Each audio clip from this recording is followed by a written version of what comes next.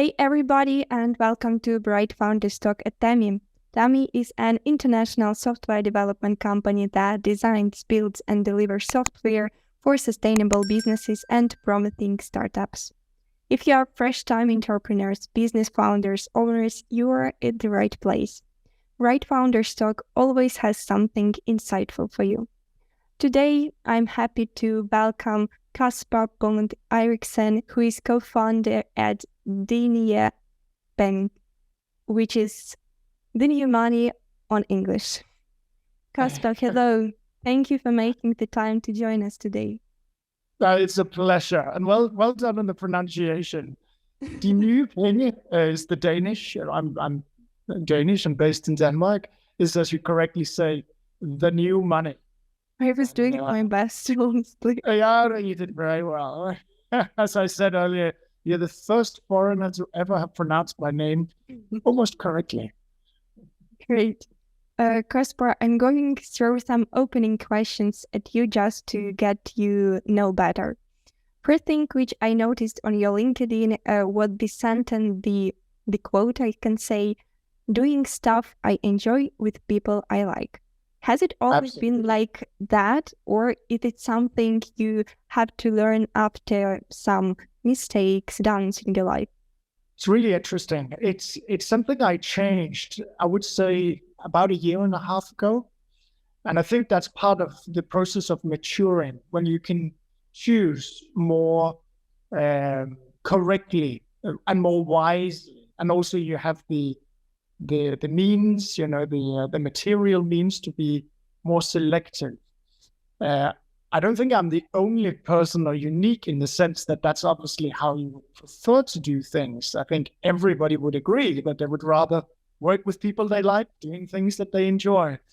But most people, when they consider work, they see it as a bit of a chore, possibly something challenging, something that you need to do in order to obtain a goal, which is a salary, typically.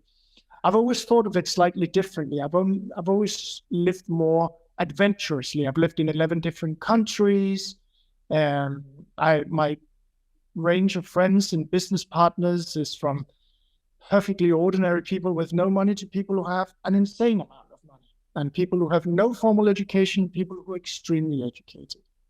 But I think after a series of particularly startups, interestingly, even though I don't come originally from a startup origin, but when I had, I think, 4 experiences where we did startup businesses, principally within the sort of financial investment space. That's my background, investment banking and asset management.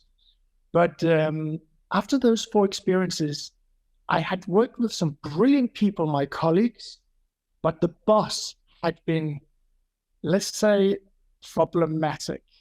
That's the euphemism or the nice word. And those projects, even though they were extremely promising, and we built them up very nicely, they nevertheless all failed subsequently to me leaving. And I kept thinking, or it took me a little while for it to register, sometimes we're a bit slow, that maybe there's a lesson in this. Maybe knowing that you are working with someone who's not good for you, who doesn't align with you, whose values are very different, it's almost bound. It's almost destiny and karma, if you like, that it's going to go wrong. And I also believe that we're entering a kind of new age, a new mentality, a new consciousness, if you like, where those things are no longer viable. And if we choose instead more something that's more harmonious with whom we are and what we represent, the chances of success are so much greater, not only in terms of your well-being and,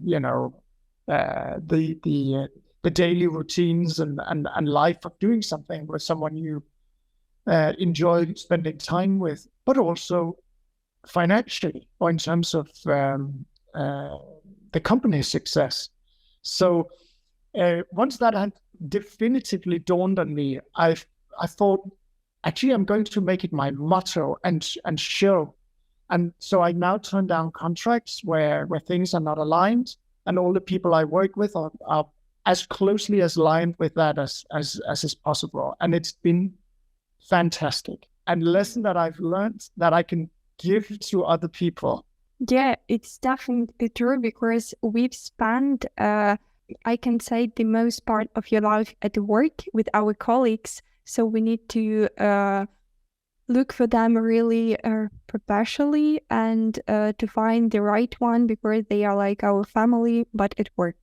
And do you actually have some other rules, principles, I can even say, which you use as a guide and can share with the listeners of our podcast? Yeah, another great insight of mine has been, I think it's actually a quote from somewhere, but I don't know who said it.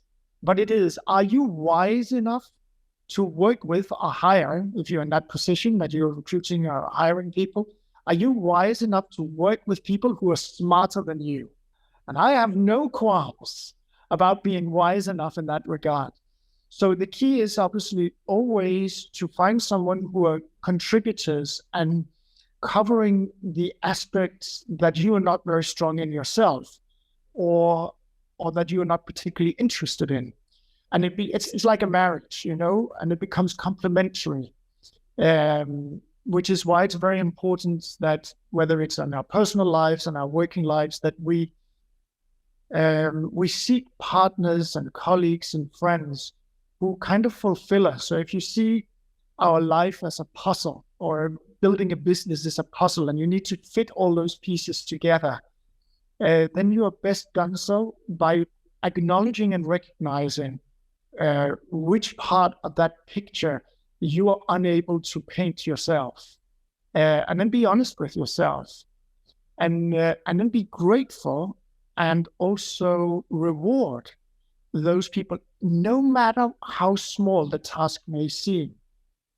Because if that task is a necessary part of doing the business, you can't live without it. You're going to have to spend an inordinate amount of time and distractions on something you're not very good at or you don't enjoy, which is only going to piss you off, to put it bluntly, as opposed to spending your energy and your time and your resources where you are the best contributor and where you can contribute the most. So it sounds a little bit like a cliche, and I can appreciate that, but I think it's a profound truth. I heard different thoughts regarding blending entrepreneurship and work-life balance. Some people say it's impossible, and another group of people say that it's important and it's one of the success factors. And what about you? Do you manage to have a work-life balance being an entrepreneur? Yes. In fact, I value my life balance way more than my work.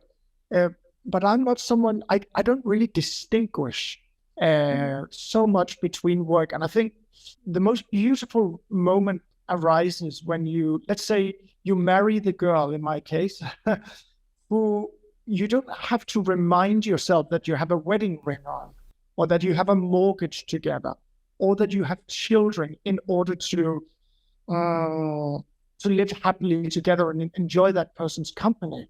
You do it because they're just fabulous to be with.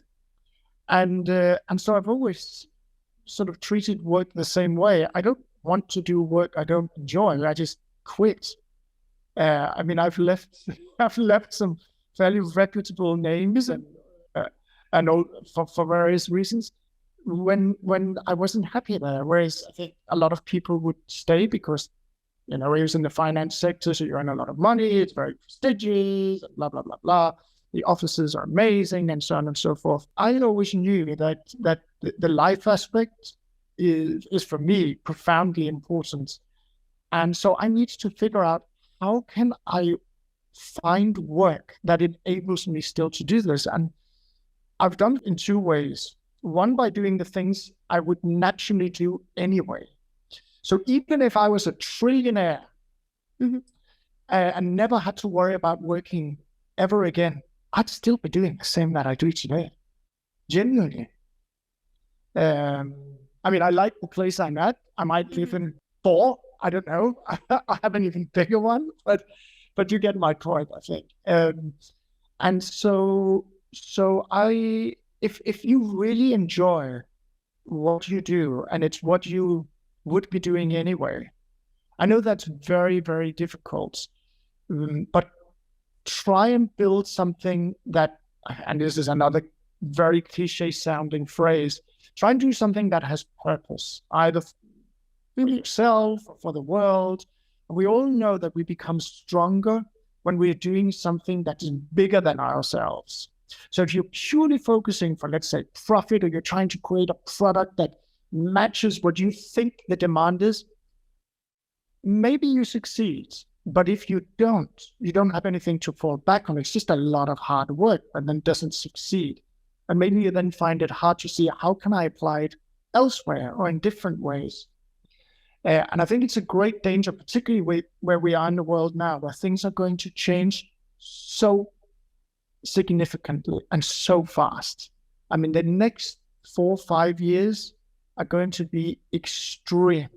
So the idea that you think you can build something that matches some sort of narrow product range, say you want to do something with the law on finance, you might run the risk of being swept aside within 6 months. Whereas if you do something that you really truly believe in, that you think can make things better rather than a product, I think you have a greater chance of succeeding. Wow. Honestly, Yeah. I'm also a big fan of the theory of importance work-life balance and like the new version work-life blending. It's really important to have the life, to live the life actually, and not only at work, because it's the resource where you find your power for work. And even if you are not only creative, you need to have this free time at a museum or everyone else, because it's really important for your mindset. It's a core, I think. Absolutely.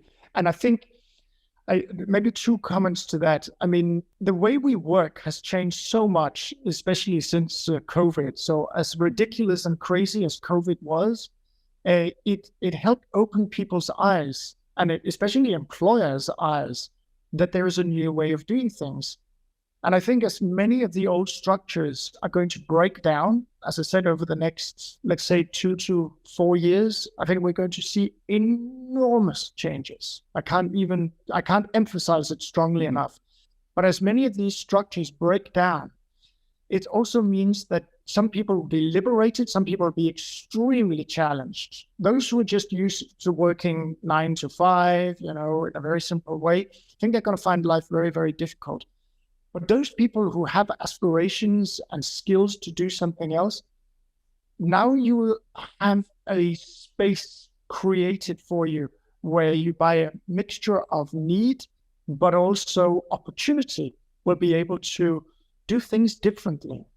I think on one hand, we have this centrifugal force that's centralizing things, and another one, we have one that's totally decentralizing things.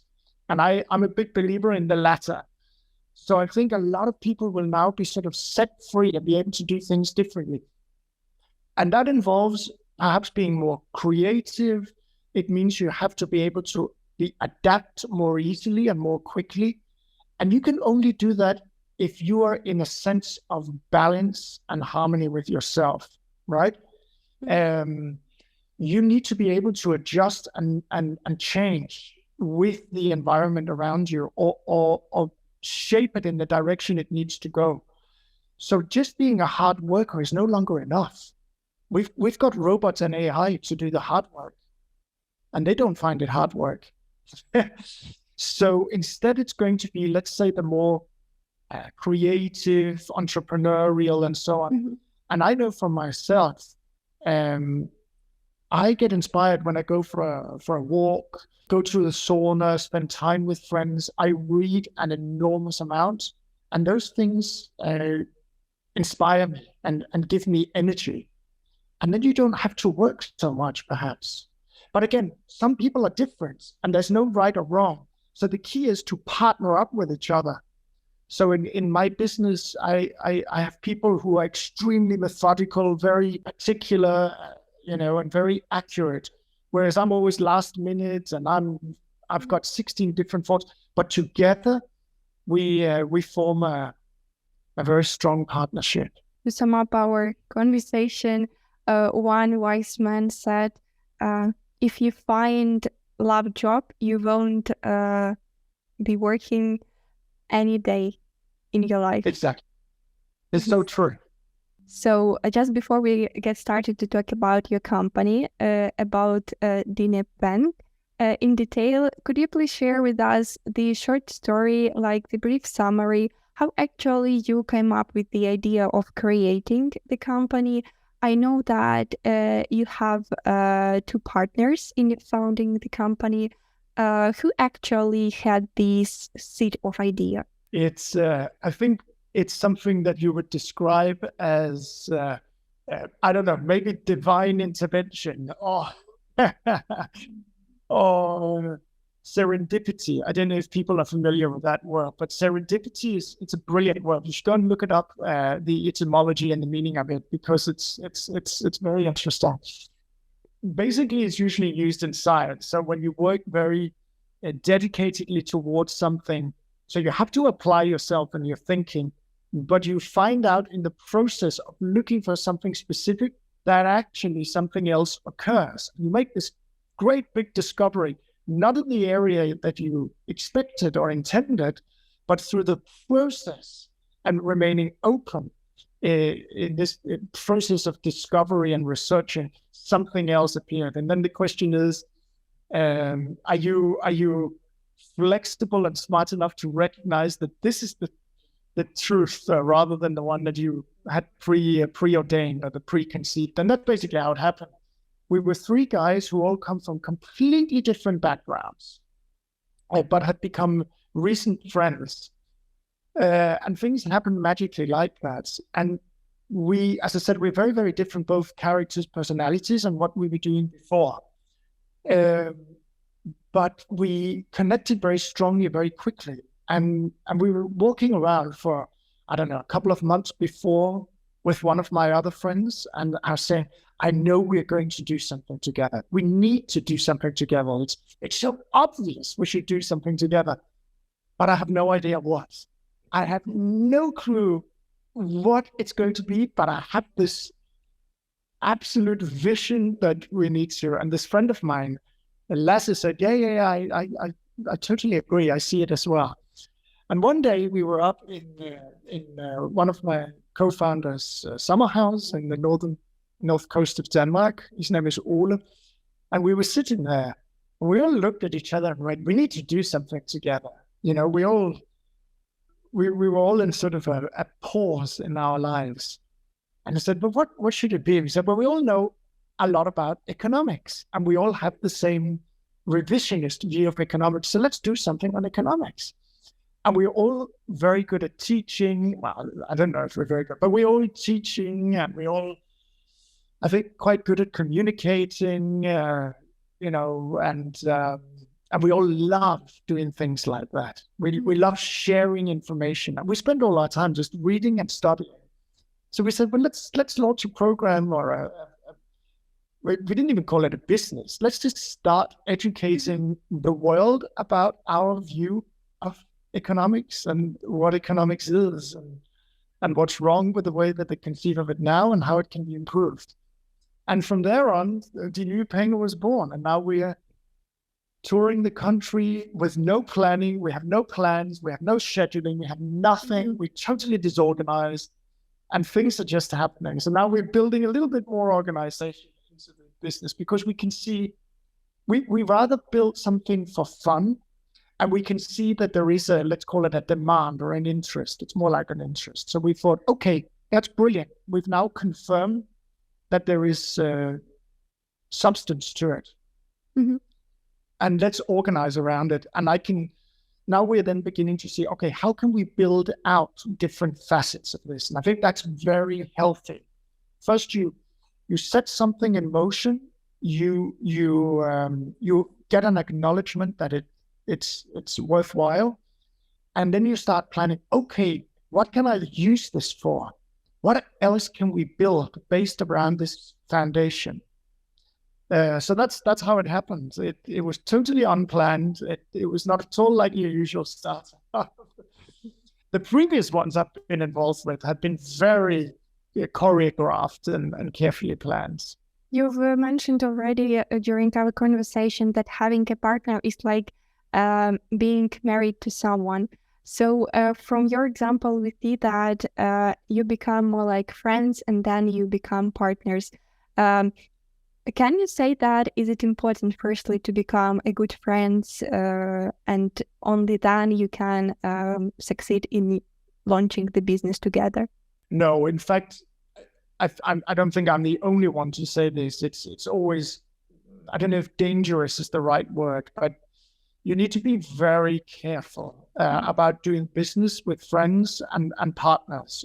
I mean, I know married couples who are fabulous together, but that's because they really understand each person's role and they don't step on each other's toes, and they acknowledge the importance of the other party. But I don't think there is any universal law with regards to how to do things. I would say the wonderful thing about what we've done is that it strengthens our friendships. There will be times when we will clash. It's inevitable. It's always going to happen.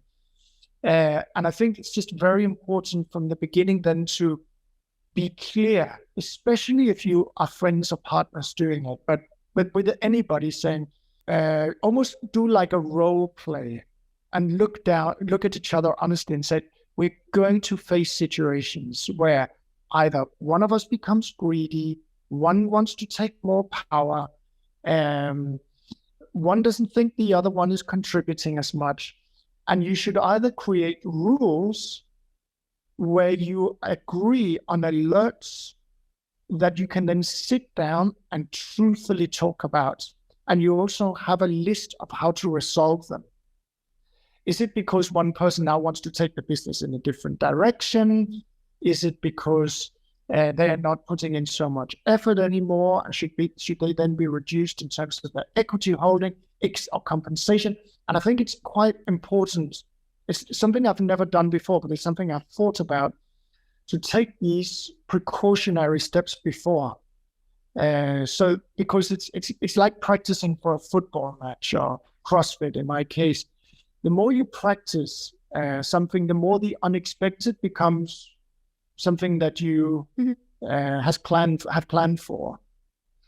And when you've been in a situation before, it's not so overwhelming. So that's something I would strongly advise.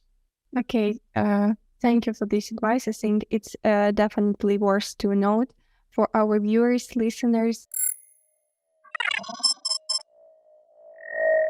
Let's talk about the way, I can say, or maybe not the way, the culture of your company. So it's only 3 of you, and you've said that it's like you are doing everything spontaneously, not everything is planned. And is it like the core of your company culture? Yes, it is.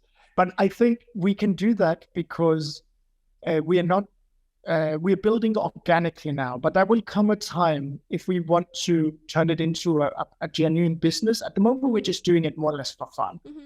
And we are also great believers that if you do something that's right, I mean, there's kind of a spiritual dimension to it, then God will take care of it and grow it for you. If you're doing something that's good, he'll support you. And if it's crap, then he's going to tell you in one way or another. So for the time being, it's still relatively, let's say, spontaneous and inspired. But we are talking more and more about what other parts can we do. But the reason we can do this at a sort of off the cuff is because we spent our whole, I wouldn't say our whole lives, but all our grown-up lives basically studying for this. So as I said, we would be doing the content of what we're doing in, let's say, a business sense anyway. So it means that we're extremely prepared because all we do is sit and read and talk and accumulate information. And what we do in our business is just convey it, make it publicly available. So I think there is a nice sort of dynamic between those two things. I want to give our viewers and listeners more context about what actually a company is doing. So it's a digital media platform where you are teaching, lecturing, researching, running courses, seminars, both physical and online, informing, publishing, and doing videos and podcasts too on money, economics, capital markets, gold and silver, crypto, the future, and much else related.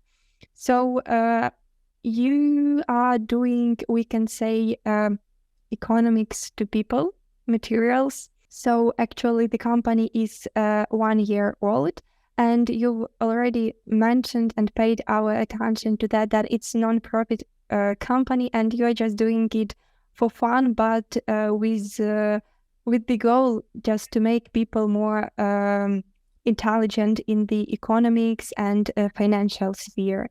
So are you going actually to make it commercial one day, and maybe you even have a little plan on some notes that you are going to grow the team? Yes, I mean, I think that time will come pretty automatically. We've already identified different areas that we could monetize it, but we also kind of, I would say, we're relatively honest people. So we don't want to charge people for something unless we can genuinely put some solid effort behind it. So if we were to create a subscription, for example, we would want to be sure that we are all focused on producing regular content, and it has to be presented in a proper format, and so on and so forth. The courses that we run, I mean, they are very, very well prepared. So we could also turn those into, let's say, an online feature that could be sold internationally. At the moment, it's only people who have signed up, but we could easily do that.